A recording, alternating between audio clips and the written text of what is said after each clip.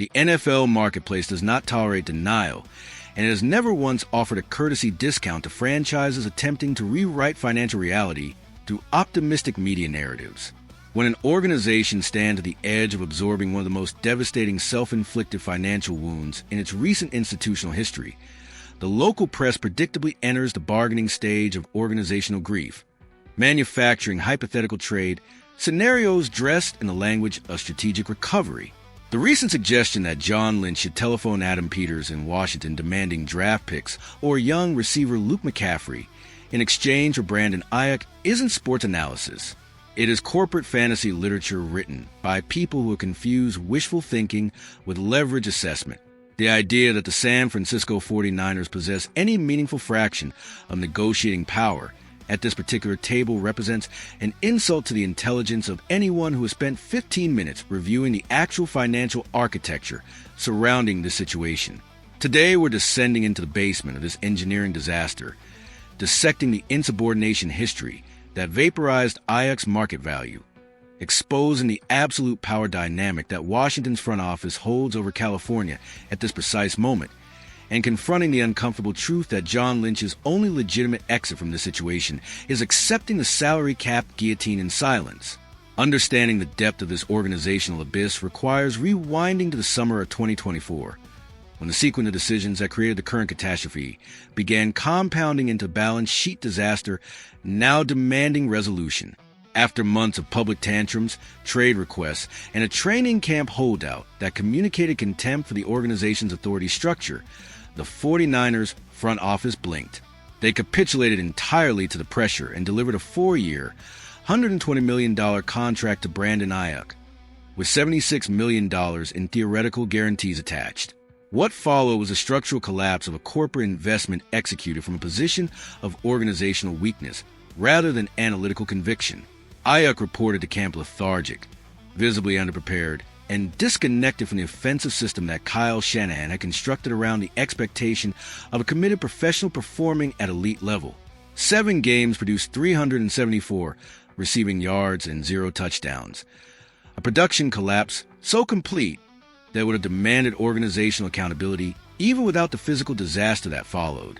Week 7 delivered the double rupture of the anterior cruciate ligament and medial collateral ligament simultaneously, the kind of knee injury that removes a player from competitive consideration for an extended period regardless of the surgical team's quality or the rehabilitation program's sophistication. But the injury itself, devastating as it was, did not create the administrative catastrophe that defines Aiyuk's current status. The actual organizational crime occurred in the rehabilitation room, where the rules of professional obligation apply with the same force as the rules governing on-field performance.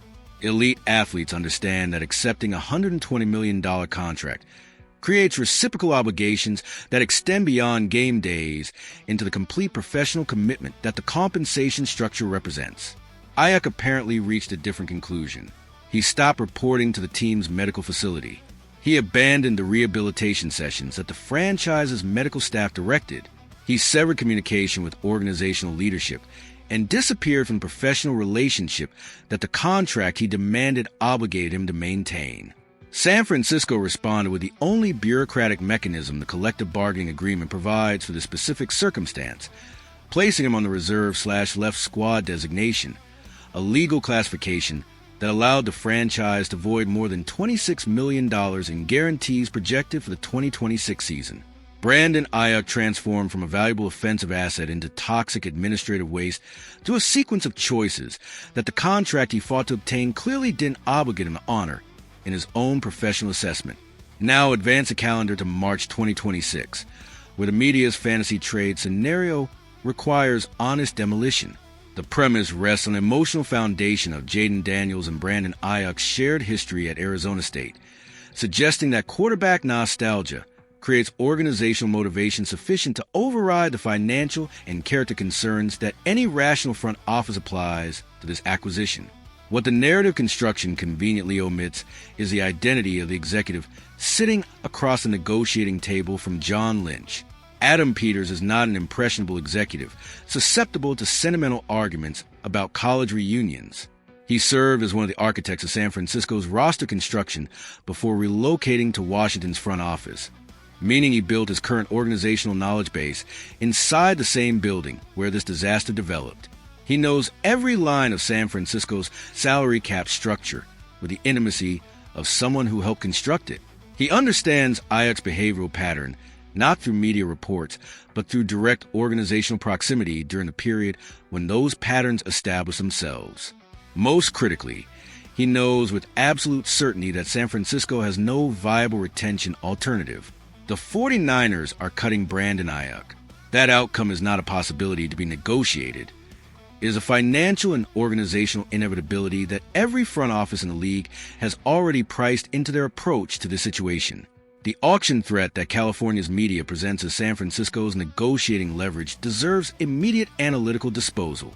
The suggestion that New England's post-Stephon Diggs receiver need creates competitive bidding pressure that forces Washington into paying draft capital to prevent losing Aiyuk to the Patriots assumes that professional front offices enter bidding wars for insubordinate players carrying freshly reconstructed knee injuries who are scheduled to be released regardless of trade outcome.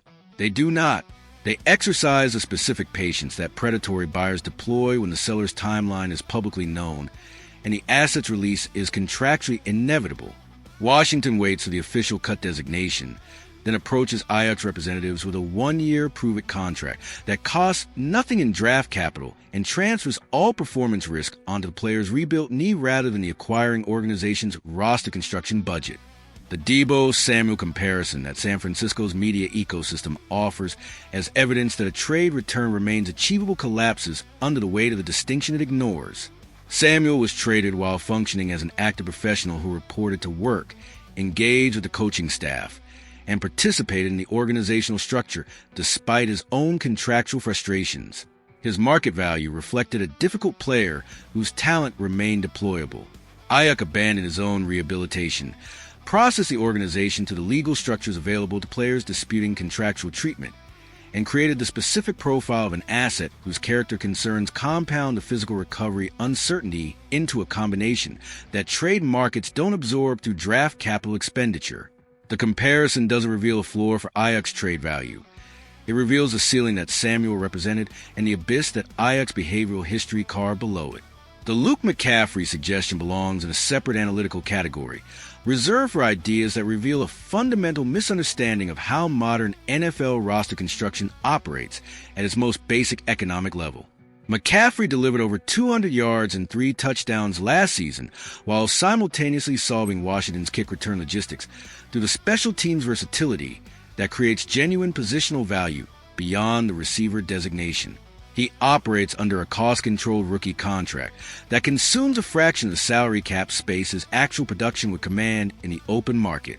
In the NFL's financial architecture, that specific combination, demonstrated production plus cost control plus special teams contribution, represents the oxygen that allows franchises to simultaneously fund quarterback extensions, pass rusher contracts, and cornerback market resets without the cap mathematics suffocating the competitive construction. Suggesting that Washington would surrender that oxygen in exchange for inheriting a $120 million contractual disaster attached to a player who abandoned his own team's rehabilitation program doesn't merely misunderstand the transaction's economics. It misunderstands the fundamental reason why rookie contracts with production are the most protected assets in any front office's inventory.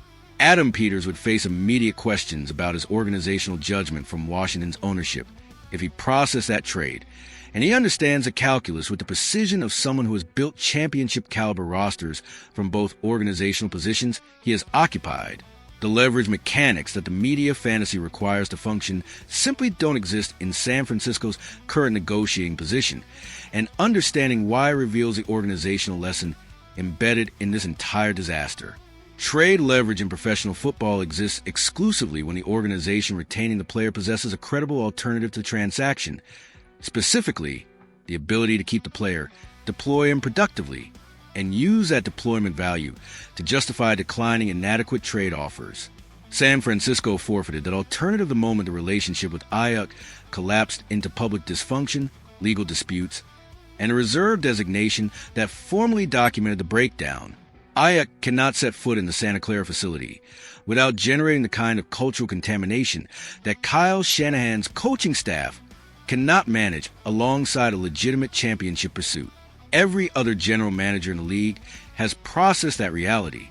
When your negotiating position includes a loaded weapon pointed at your own balance sheet rather than your trade partners, you don't dictate the rescue price.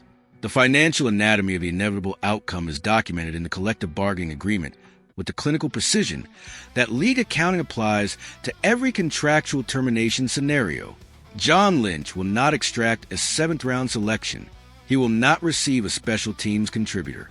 What he will receive is a dead cap catastrophe measured in numbers that constrain the 49ers' organizational flexibility across the next 2 fiscal years with the specific weight of a financial anchor. The post-June 1 designation that represents San Francisco's most cap-efficient available mechanism distributes the damage across the accounting timeline rather than concentrating it entirely within a single season's budget. Approximately $13.3 million evaporates from 2020 excess available cap space, removing resources that could have addressed identified roster needs through free agency or extension negotiations. The remaining $21.2 million obligation detonates in 2027, arriving precisely when the franchise needs maximum financial flexibility to process Brock Purdy's extension through a quarterback market that has reset dramatically since his current contract was established. These numbers don't represent abstract entries on Jed York's financial statements. They represent the annual salary of the elite pass rusher San Francisco won't be able to sign when the market presents the opportunity. They represent the negotiating flexibility that won't exist when offensive linemen with expiring contracts require extension discussions.